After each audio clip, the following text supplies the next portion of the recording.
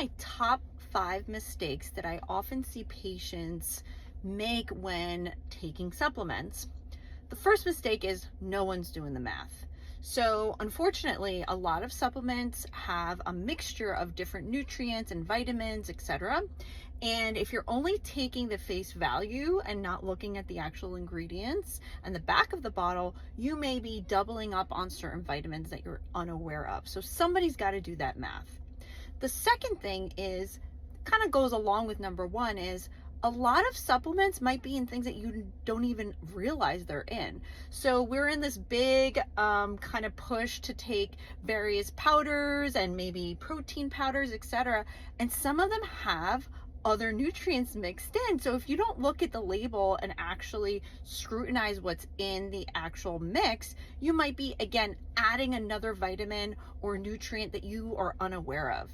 Third, they don't take supplements at proper times. So certain supplements are better in the morning and certain supplements are better at night. For example, things that give you energy are better earlier in the day, and things that kind of calm you down are better for the evening time. For example, certain versions of magnesium.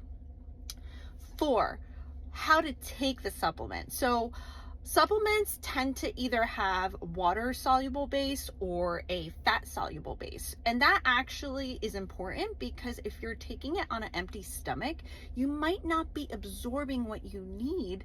And oftentimes that happens in patients because they just want to take the supplement and, check it off for the day. But if they're not taking it with certain foods, a lot of those fat soluble nutrients are not actually as bioavailable. So really be diligent on how you take your supplements, whether it's with food, without food. That's a huge mistake I see. And the last one, this is kind of like a bi-directional mistake because I see practitioners making this mistake.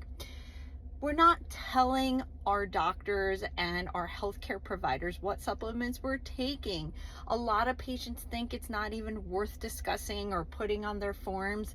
And of course, that has to be advised by your clinician and they have to understand what you're listing. But oftentimes, not putting that on the list only hurts the patient because there might be something that is triggered, or there might be a medication that might be depleting certain things, or the medication might really not do well with certain supplements. So be cognizant that even if you think your doctor doesn't really care about hearing about all the vitamins you're taking, kind of come in with a list and at least be prepared to give that information.